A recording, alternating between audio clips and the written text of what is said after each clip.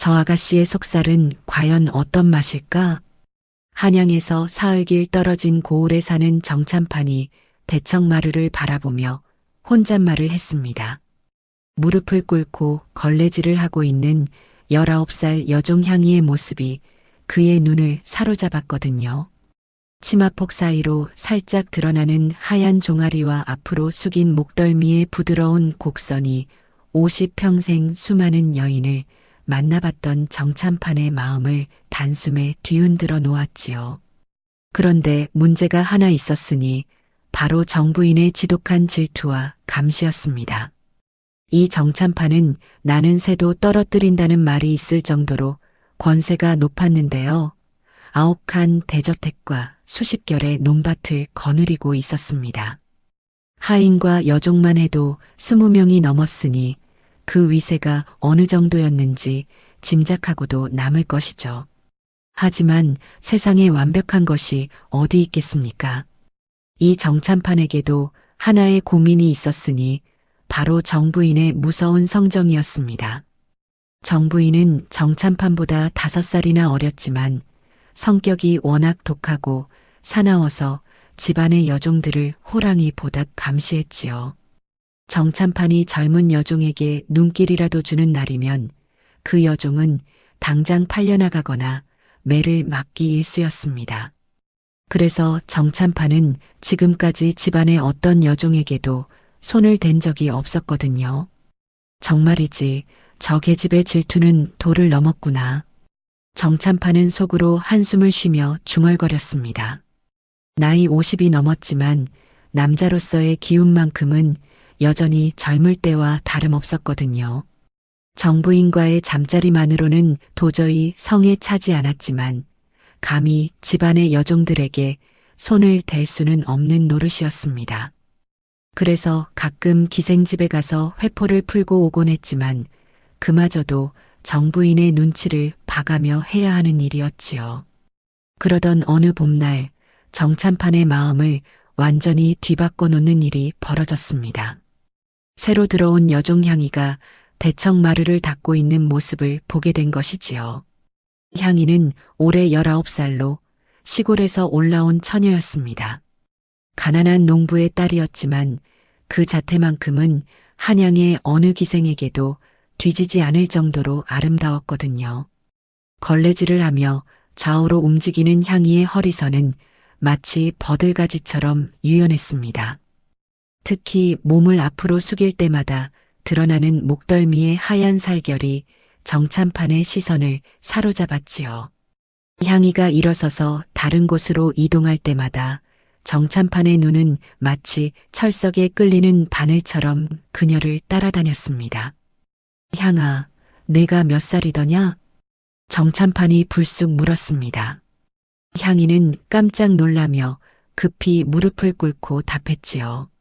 소희는 19살이옵니다, 마님. 그렇다면 이제 시집갈 나이로구나. 마음에 둔 사내라도 있더냐? 아직 그런 분은 없사옵니다. 향이의 대답에 정참판의 마음속에서는 은밀한 기대가 꿈틀거렸습니다. 하지만 바로 그때 정부인의 날카로운 목소리가 들려왔지요. 무슨 이야기를 그리 정다히 나누고 계시는 것입니까? 정부인이 언제 나타났는지 대청마루 끝에 서서 차가운 눈빛으로 두 사람을 바라보고 있었습니다. 정참판은 당황한 기색을 숨기며 태연하게 대답했지요. 아무것도 아니요. 새로 들어온 아이라 나이나 물어본 것뿐이요. 그런 것은 제가 알아서 할 일입니다. 마님께서 직접 나서실 일이 아니지요. 정부인의 말에는 가시가 돋쳐 있었습니다.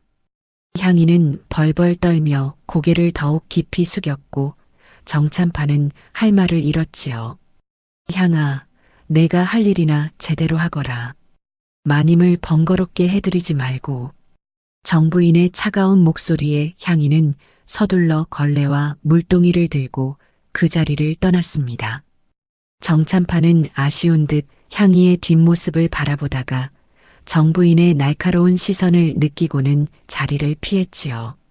그날 밤 정참판은 잠자리에서도 온통 향이 생각뿐이었습니다. 옆에 누워있는 정부인이 코를 골며 잠들어 있는데도 그의 머릿속에는 향이의 모습만이 맴돌았지요. 특히 그녀가 걸레질을 하며 보여준 유연한 몸짓과 순수한 표정이 자꾸만 떠올랐습니다. 어떻게 하면 저 아가씨를 내 품에 안아볼 수 있을까? 정찬파는 뒤척이며 고민에 빠졌습니다.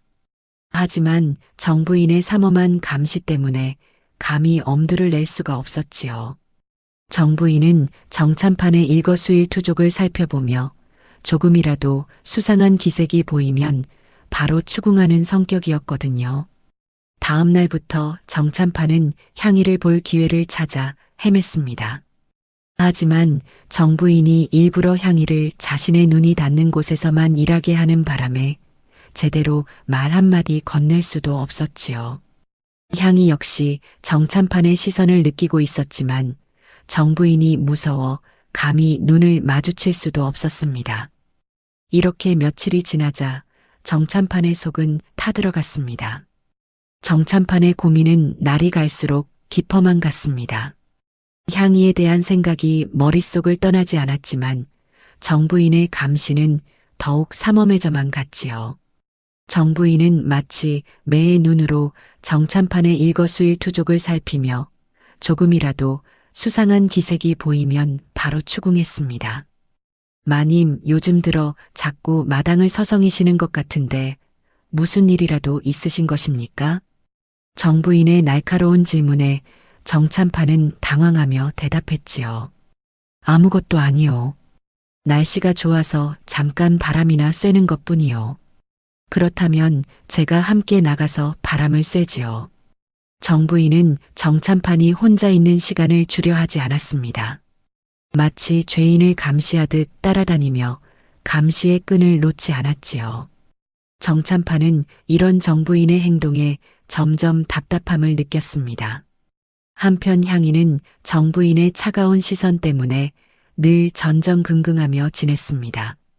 정부인은 향이에게 유독 가혹했는데 조금이라도 실수하는 날이면 호되게 꾸짖었지요. 향아, 이 걸레질이 제대로 된 것이냐? 구석구석 먼지가 그대로 남아있지 않느냐? 죄송합니다, 마님.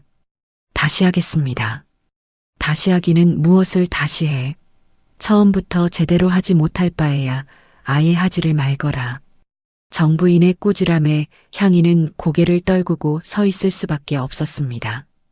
다른 여종들은 이런 향이를 보며 안타까워했지만 감히 나서서 도와줄 수도 없는 노릇이었지요. 정찬파는 이런 장면을 볼 때마다 마음이 아팠습니다. 향이가 억울하게 꾸지람을 당하는 모습을 보면 당장 달려가서 감싸주고 싶었지만 그럴 수도 없었지요. 오히려 그런 일이라도 하면 정부인의 의심만 더 커질 뿐이었습니다. 이래서는 안 되겠다. 무언가 묘책을 부려야 해.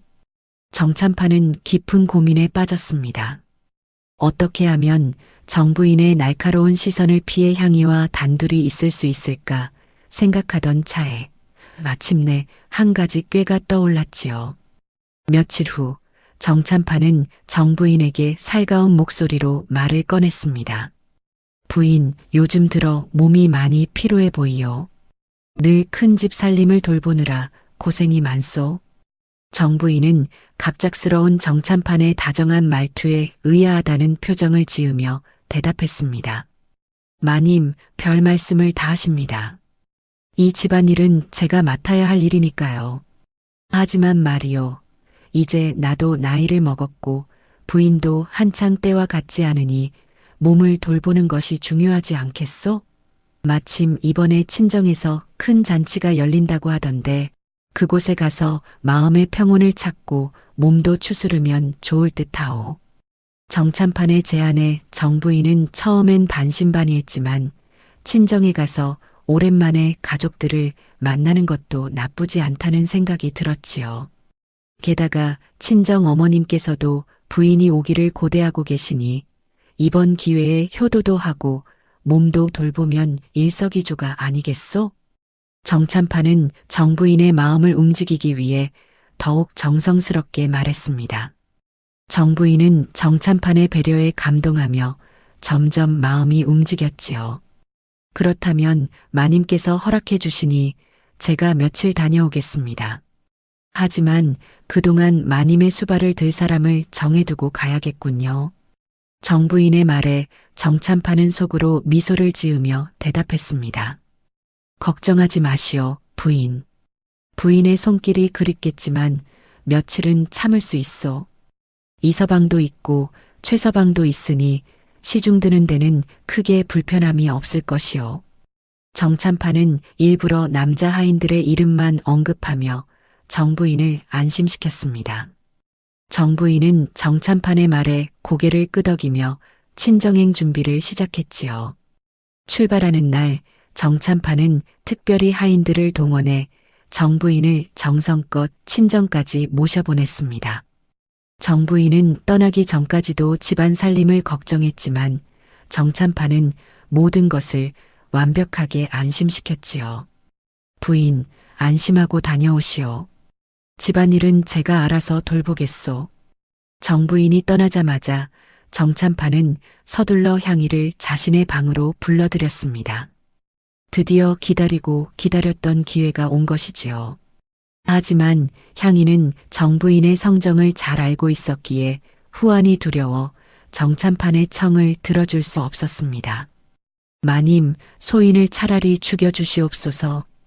어차피 마님께서 돌아오시면 소인은 죽은 목숨입니다.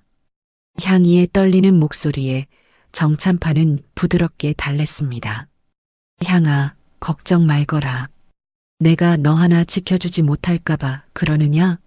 사내 대장부가 여인 하나 지켜주지 못하면 어찌 사내라 할 수 있겠느냐? 걱정 말고 이리 가까이 오너라.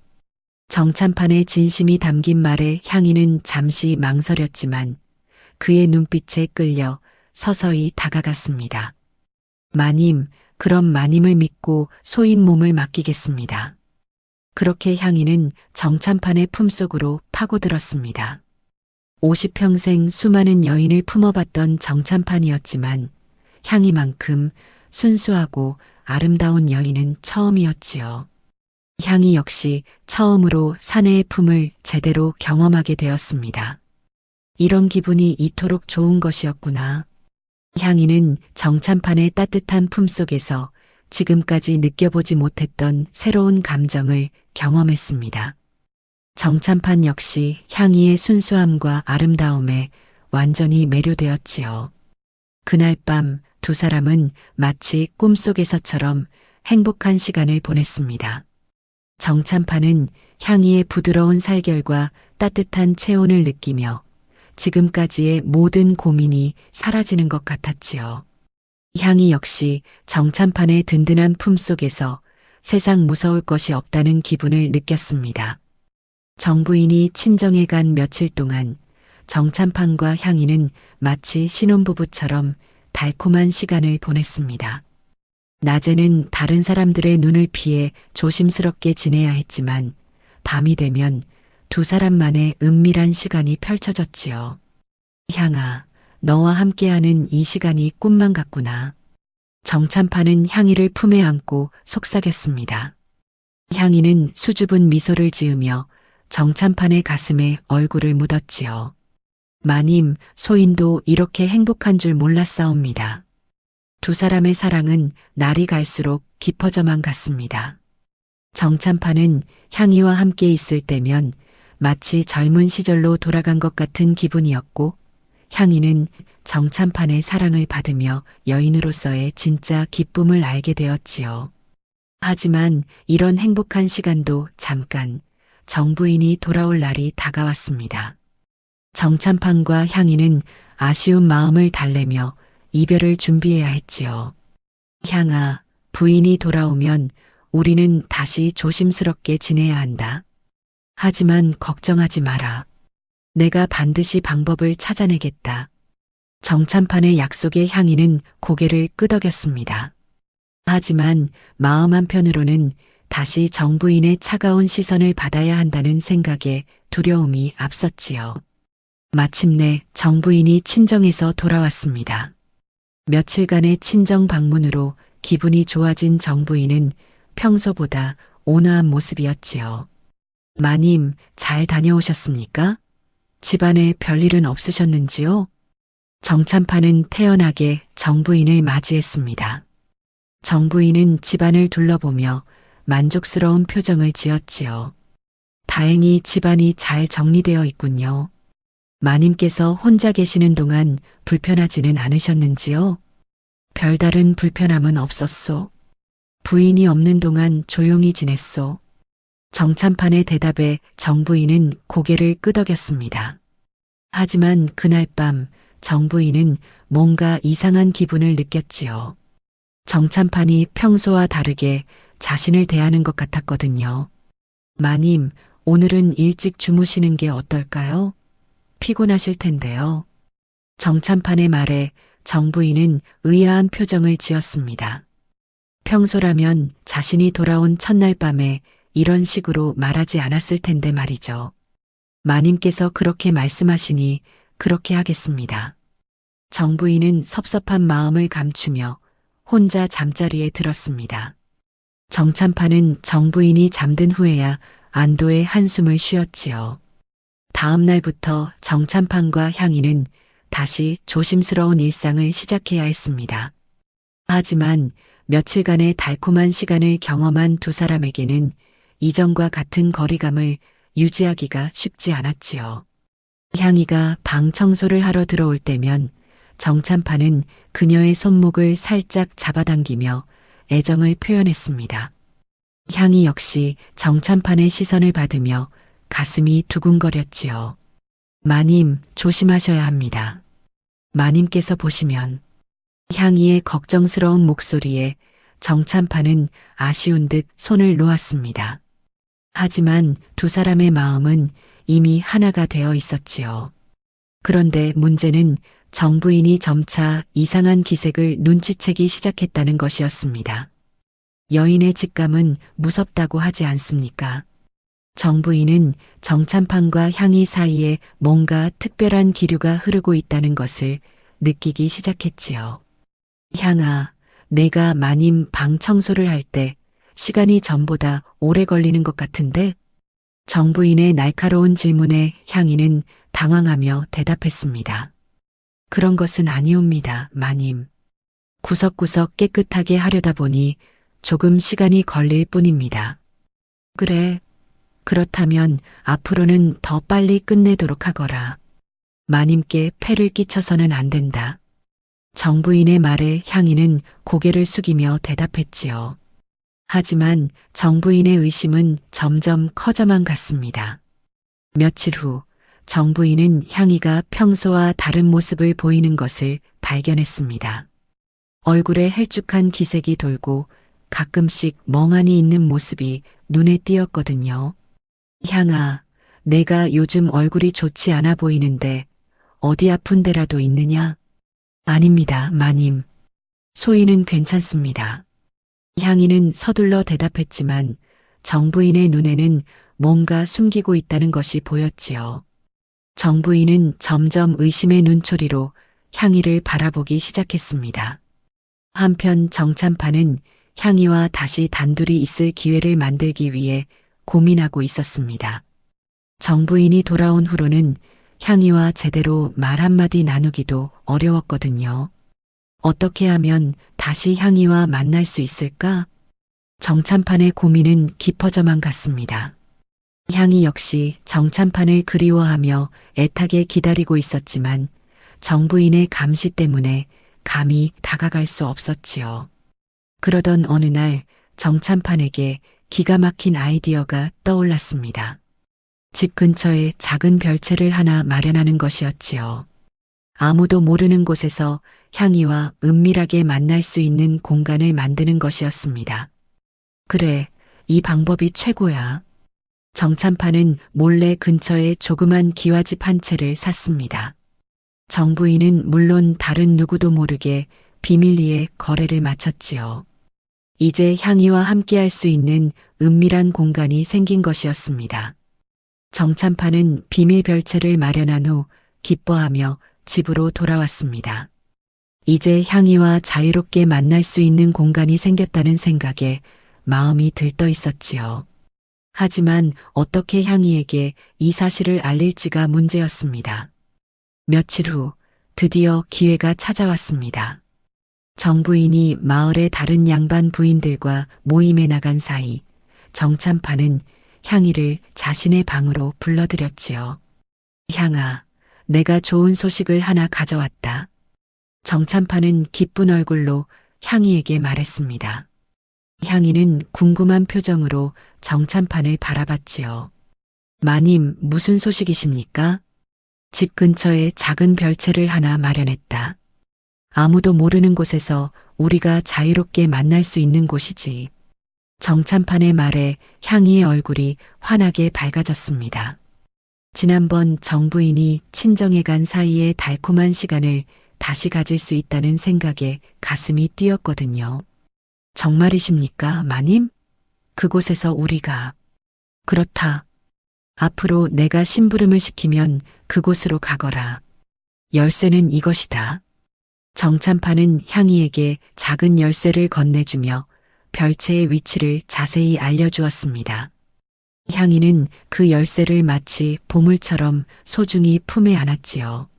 마님, 소희는 너무 행복합니다. 마님께서 이렇게까지 해주시다니. 향이의 감격에 찬 목소리에 정찬판의 마음도 뭉클해졌습니다. 이렇게 자신을 위해 기뻐해주는 여인이 있다는 것이 얼마나 소중한지 새삼 깨달았지요. 향아, 내일 오후에 시장에 심부름을 보내겠다. 그때 그곳으로 먼저 가서 기다리고 있거라. 예, 마님. 알겠습니다. 다음 날 오후 정찬파는 향이에게 시장 심부름을 시켰습니다. 정부인은 별다른 의심 없이 향이를 보내주었지요. 잠시 후 정찬판도 볼 일이 있다며 집을 나섰습니다. 별채에서 만난 두 사람은 마치 오랫동안 헤어졌던 연인처럼 기뻐했습니다. 아무도 방해하지 않는 공간에서 둘만의 시간을 가질 수 있다는 것이 얼마나 소중한지 새삼 느꼈지요. 향아, 이제 우리는 자유롭게 만날 수 있게 되었구나. 마님, 꿈만 같습니다. 소인 같은 여종이 이런 행복을 누려도 되는 것인지. 무슨 소리냐? 너는 내게 가장 소중한 사람이다. 정찬판의 진심이 담긴 말에 향이는 눈물을 글썽였습니다. 신분의 차이를 뛰어넘어 이렇게 사랑받는다는 것이 믿기지 않았거든요. 그날부터 두 사람은 몰래 별채에서 만나는 일이 잦아졌습니다. 정찬파는 온갖 핑계를 대며 집을 나섰고 향이도 여러 가지 심부름을 핑계로 별채로 향했지요. 향아, 오늘은 무슨 핑계로 나왔느냐? 장에 나무를 사러 간다고 했습니다, 마님. 그렇다면 돌아갈 때 나물도 사가야겠구나. 두 사람은 이런 식으로 서로의 알리바이를 만들어가며 은밀한 만남을 계속했습니다. 별채에서의 시간은 둘에게 있어 가장 행복하고 소중한 순간들이었지요. 정찬파는 향이와 함께 있을 때면 마치 젊은 시절로 돌아간 것 같았습니다. 향이의 순수하고 아름다운 모습이 그를 완전히 사로잡았거든요. 향이 역시 정찬판의 따뜻한 사랑을 받으며 여인으로서의 진정한 행복을 느꼈습니다. 마님, 소희는 마님과 함께하는 이 시간이 세상에서 가장 소중합니다. 나도 마찬가지다, 향아. 너와 함께 있으면 모든 근심이 사라진다. 하지만 이런 행복한 시간이 계속될 수는 없었습니다. 정부인이 점점 의심의 눈초리를 보내기 시작했거든요. 마님께서 요즘 자주 나가시는 것 같은데 무슨 일이 그리 많으신지요? 정부인의 날카로운 질문에 정찬파는 태연하게 대답했습니다. 별다른 일은 아니요. 동료들과 모임도 있고 관청일로 나가는 것도 있고 그런 것이요. 그렇습니까? 그런데 향이 아이도 요즘 자주 심부름을 나가는 것 같던데요. 정부인의 말에 정찬파는 식은땀을 흘렸지만 겉으로는 태연함을 유지했습니다. 집안 살림이 많다 보니 심부름할 일도 많은 것 아니겠소?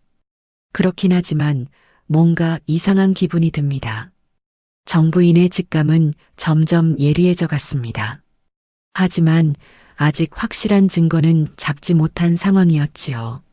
한편 향인은 다른 여종들로부터 정부인이 자신을 주에 깊게 지켜보고 있다는 이야기를 들었습니다. 향아, 조심해야 할 것 같아. 마님께서 너를 이상하게 보고 계시더라. 동료 여종의 걱정스러운 말에 향인은 불안해했지만 정찬판과의 만남을 포기할 수는 없었습니다. 정찬판에 대한 사랑이 너무 깊어져 있었거든요. 그러던 어느 날 정말로 위험한 순간이 찾아왔습니다. 향이가 별채에서 돌아오는 길에 정부인과 마주친 것이지요. 향아, 내가 어디를 다녀오는 길이냐? 정부인의 갑작스러운 질문에 향이는 깜짝 놀랐지만 재빨리 대답했습니다. 장에서 나무를 사고 오는 길입니다, 마님. 향이는 미리 준비해둔 나물 봉지를 보여주었습니다. 정부인은 의심스러운 눈으로 향이를 바라보았지만 별다른 증거를 찾을 수는 없었지요. 그래, 수고했다. 빨리 들어가거라. 하지만 정부인의 의심은 더욱 깊어져만 갔습니다. 뭔가 숨기고 있다는 확신이 들었거든요. 정부인의 의심이 날로 커져가자 정찬판과 향이는 더욱 조심스럽게 행동해야 했습니다. 하지만 서로에 대한 그리움이 너무 커서 위험을 무릅쓰고라도 만나고 싶었지요. 어느 날 저녁 정부인은 향이를 유심히 관찰했습니다. 향이의 얼굴에 평소와 다른 기색이 보였거든요. 뭔가 감추고 있는 듯한 표정과 시선을 피하는 모습이 수상했습니다. 향아, 이리 와보거라. 정부인이 향이를 불렀습니다. 향이는 긴장한 표정으로 정부인 앞에 무릎을 꿇었지요. 마님, 무슨 일로 부르셨습니까? 요즘 내가 이상해 보인다. 혹시 무슨 일이라도 있는 것이냐? 정부인의 날카로운 질문에 향이는 당황했지만 태연한 척했습니다. 별다른 일은 없사옵니다, 마님. 정말이냐? 내 얼굴을 보니 뭔가 감추고 있는 것 같은데? 정부인의 추궁에 향이는 식은땀을 흘렸습니다. 하지만 끝까지 부인했지요. 그런 것은 아닙니다, 마님. 다만 요즘 몸이 조금 피곤해서 그럴 뿐입니다. 정부인은 향이의 대답을 들으며 더욱 의심스러워했지만 확실한 증거가 없어 더 이상 추궁할 수는 없었습니다. 그런데 며칠 후 정말로 충격적인 일이 벌어졌습니다. 향이가 갑자기 몸이 아프다며 구역질을 하기 시작한 것이지요. 으악, 어지럽습니다. 향이가 갑자기 쓰러지려 하자 다른 여종들이 급히 부축했습니다. 정부인은 이 광경을 보며 순간 이상한 예감이 들었지요. 향아, 내가 왜 이러느냐? 어디가 아픈 것이냐? 모르겠습니다, 마님. 갑자기 속이 메스꺼워서. 향이의 증상을 본 정부인은 여인의 직감으로 무언가를 눈치챘습니다. 이런 증상은 임신 초기에 나타나는 것과 똑같았거든요. 설마 그런 것은 아니겠지? 정부인은 가슴이 철렁 내려앉았습니다. 만약 향이가 정말로 임신이라면 그 아이의 아버지가 누구인지는 뻔한 일이었거든요. 그날 밤 정부인은 잠을 이룰 수가 없었습니다. 향이의 증상이 자꾸만 머릿속에 맴돌았지요. 옆에서 잠들어 있는 정찬판을 보며 의심이 더욱 커져갔습니다. 며칠 더 지켜본 정부인은 확신을 갖게 되었습니다. 향이는 분명히 임신이었고 그 아이의 아버지는 10중 8구 정찬판일 것이었지요. 이 배신감을 어떻게 참아야 한단 말인가. 정부인의 마음속에는 분노와 질투가 끓어올랐습니다. 자신이 그토록 경계하고 막으려 했던 일이 결국 일어나고 만 것이지요. 한편 향이는 자신의 몸에 일어나는 변화를 느끼고 있었습니다. 구역질이 계속되고 몸이 무거워지는 것이 예사롭지 않았거든요. 혹시 내가 향이는 무서운 생각이 들었지만 확신할 수는 없었습니다. 하지만 날이 갈수록 증상은 더욱 분명해져 갔지요. 어느 날 향이의 어머니가 딸의 이상한 모습을 발견했습니다. 향이의 어머니는 오랜 경험으로 딸의 상태를 한눈에 알아봤지요. 향아, 너 혹시 아이를 가진 것은 아니냐? 어머니의 직접적인 질문에 향이는 더 이상 숨길 수 없었습니다. 어머니, 아무래도 그런 것 같아요. 아이고, 이를 어쩌면 좋단 말이냐? 도대체 누구 아이를 가진 것이냐? 어머니, 놀라지 마세요. 정찬판 마님의 아이예요. 향이의 고백에 어머니는 앞이 캄캄해졌습니다. 이 사실이 정부인에게 알려지는 날에는 온 가족이 죽음을 면치 못할 것이 분명했거든요. 아이고, 이제 우리 가족은 모두 죽었구나. 이 사실을 정부인께서 아시는 날에는 어머니, 걱정하지 마세요. 마님께서 꼭 지켜주신다고 약속하셨어요. 그래도 어찌 이런 일이 벌어질 수가 있단 말이냐. 향이의 어머니는 딸을 붙잡고 통곡했습니다. 하지만 이미 벌어진 일을 되돌릴 수는 없는 노릇이었지요. 며칠 후 향이는 용기를 내어 정찬판에게 이 사실을 알렸습니다. 별채에서 만난 자리에서 떨리는 목소리로 말했지요. 마님, 제가 드릴 말씀이 있습니다. 무슨 말이냐, 향아?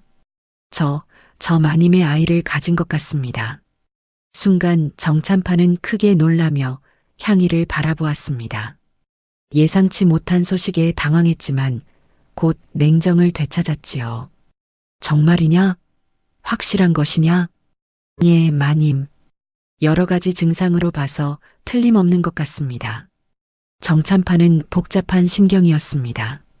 한편으로는 기쁘기도 했지만 다른 한편으로는 앞으로 벌어질 일들이 걱정되었거든요. 향아, 이 일이 외부에 알려지면 큰일이 날 것이다. 우리는 신중하게 대처해야 한다. 마님, 어떻게 하면 좋을까요? 일단 시간을 두고 생각해보자. 내가 좋은 방법을 찾아내겠다. 하지만 이미 정부인은 모든 것을 눈치채고 있었습니다. 여인의 직감과 오랜 관찰로 향이의 임신을 확신하고 있었거든요. 이제 폭풍전야와 같은 상황이 펼쳐지고 있었습니다. 정부인의 의심은 이제 확신으로 바뀌었습니다. 향이의 임신 증상이 날로 분명해지고 있었거든요. 하지만 아직 정찬판에게 직접 따지고 들 용기는 나지 않았습니다. 대신 향이를 더욱 철저하게 감시하기 시작했지요. 향아, 내가 요즘 자주 아픈 것 같은데 혹시 무슨 병이라도 있는 것이 아니냐? 정부인이 일부러 향이를 불러 묻자 향이는 가슴이 철렁 내려앉았습니다. 아닙니다, 마님. 그저 몸이 조금 피곤할 뿐입니다. 그래. 그렇다면 의원을 불러서 진맥이라도 받아보는 게 어떠냐? 정부인의 제안에 향이는 크게 당황했습니다. 의원이 진맥을 하면 임신 사실이 바로 드러날 것이 분명했거든요. 괜찮습니다, 마님. 며칠 푹 쉬면 나아질 것 같습니다. 그런가? 그렇다면 당분간 무리하지 말고 쉬어라. 정부인은 겉으로는 친절한 척했지만 속으로는 향이의 반응을 유심히 살피고 있었습니다. 의원 진맥을 거부하는 모습에서 더욱 확신을 얻었지요.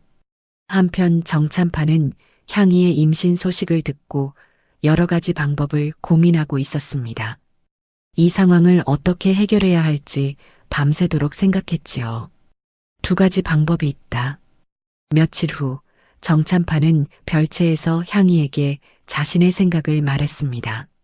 첫 번째는 내가 아이를 낳은 후 작은 사랑채에서 첩으로 살아가는 것이다. 하지만 그렇게 되면 정부인의 온갖 구박과 천대를 받아야 할 것이다. 향이는 정찬판의 말을 들으며 고개를 끄덕였습니다. 두 번째는 이곳에서 멀리 떨어진 곳으로 가서 아이를 낳고 사는 것이다. 그렇게 한다면 내 부모님과 함께 보내주고 집과 땅을 사주어 걱정 없이 살 수 있도록 해주겠다. 정찬판의 제안에 향이는 깊은 고민에 빠졌습니다. 정찬판과 함께 있고 싶은 마음과 평안한 삶을 원하는 마음 사이에서 갈등했지요. 마님, 저에게 시간을 주십시오. 생각해 보겠습니다. 그래, 하지만 배가 더 불러오기 전에 결정해야 할 것이다.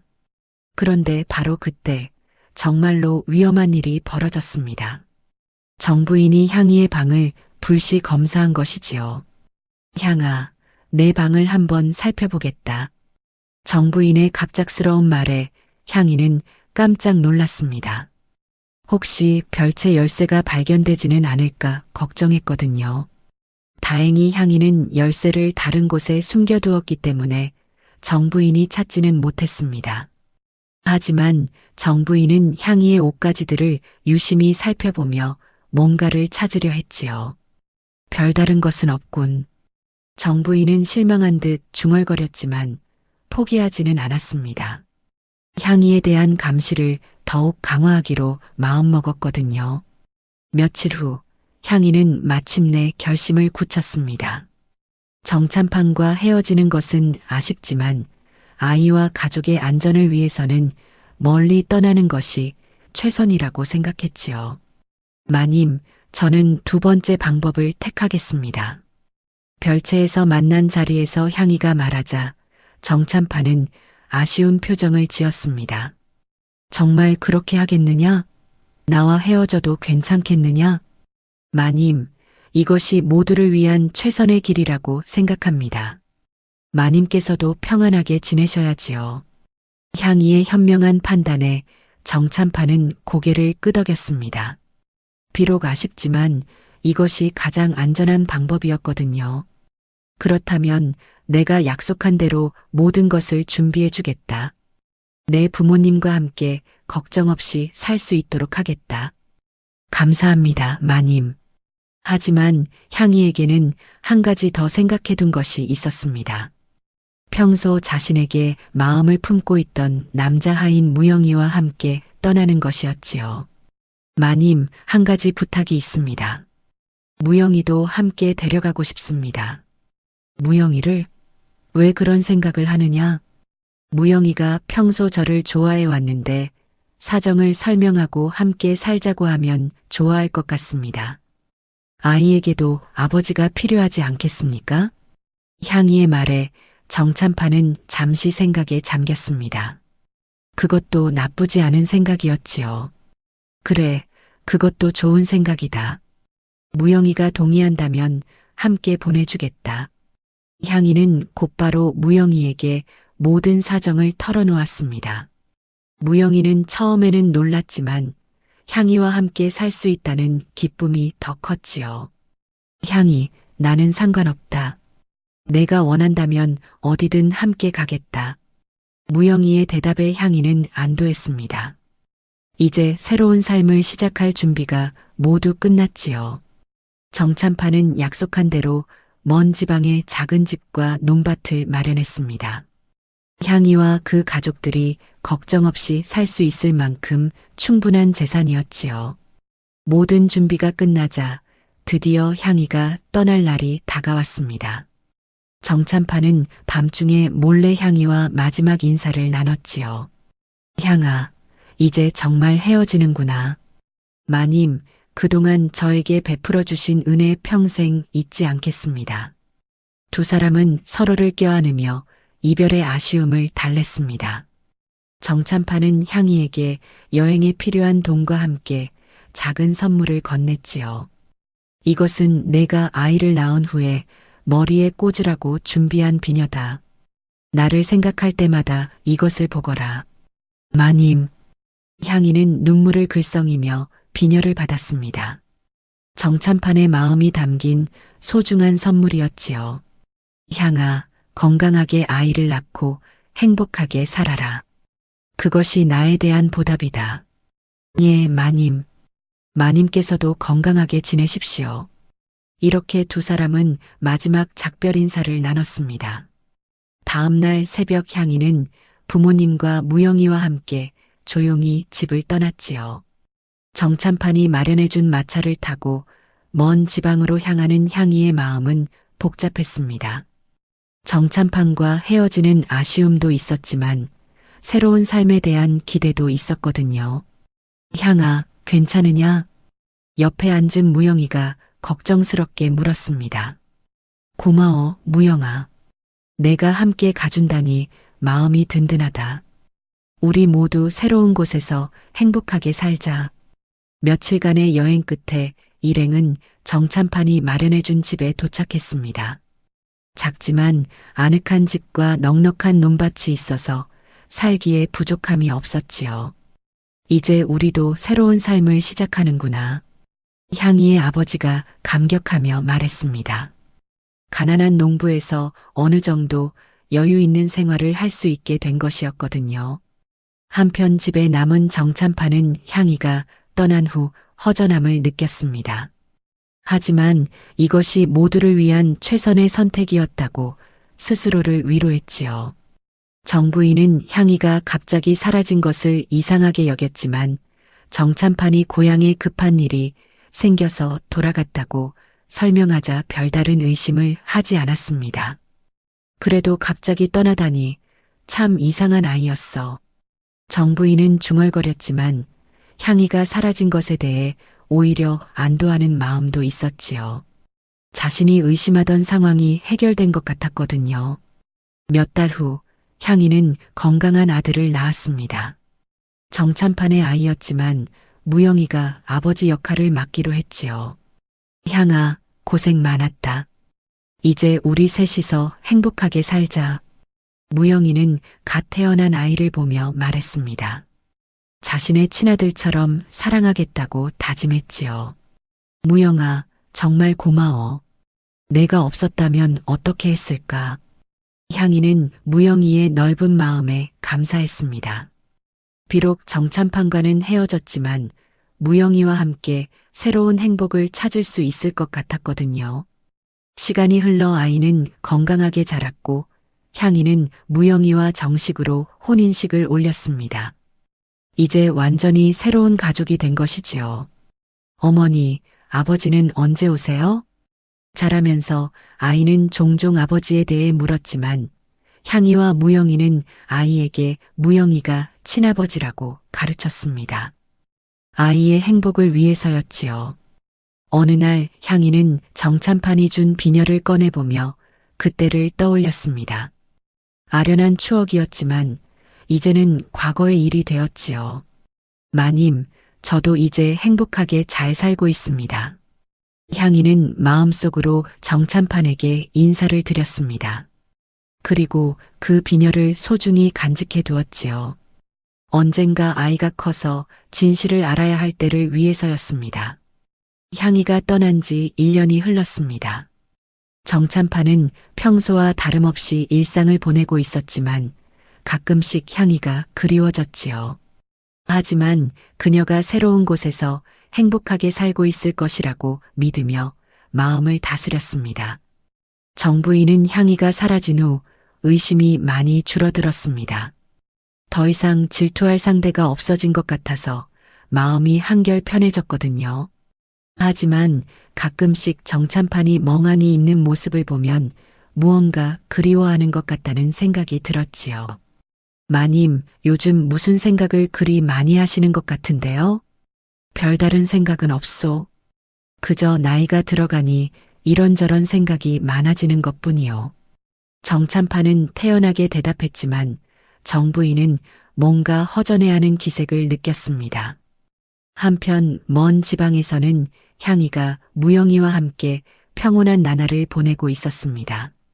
아이는 벌써 걸음마를 시작했고 무영이를 아버지라고 부르며 따랐지요. 향아, 우리 아이가 하루가 다르게 크는구나. 그러게요. 정말 신기해요. 향이는 아이를 바라보며 행복한 미소를 지었습니다.